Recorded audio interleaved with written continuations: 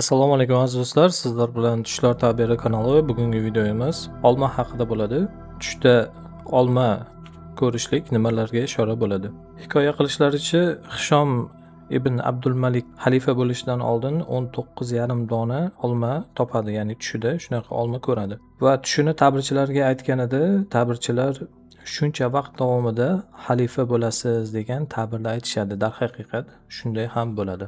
Hishom ibn Abdulmalik Ummaviylar sulolasining 10-xalifasi bo'lgan. Bilmaganlar uchun yangilik hisoblanadi.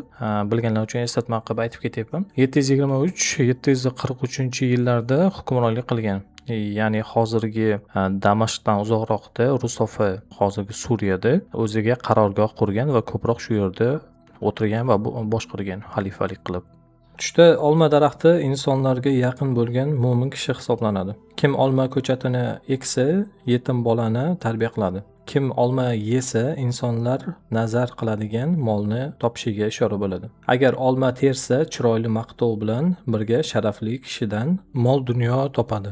Sanalgan olmalar sanalgan dirhamlar, ya'ni pullardir. Agar masjidga olma hidlasa, uylanadi. Ya'ni bo'ydoq kishi masjidda olma hidlayotganligini ko'rsa, tushida uylanishiga ishora bo'ladi. Xuddi shunga o'xshash ayol kishi ham biror bir majlisda olmani hidlayotgan bo'lsa, unga xaridor, ya'ni bir yaxshi joydan sovchi kelishligiga ham ishora bo'ladi. Agar ayol kishi olmani ma'lum bir joyda yesa, chiroyli farzand tug'ishiga ishora bo'ladi.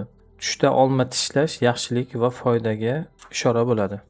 Video yoqqan bo'lsa like bosib qo'ying, kanalimizga obuna bo'lishni unutmang. Fikrlaringiz bo'lsa izohlarda qoldiring.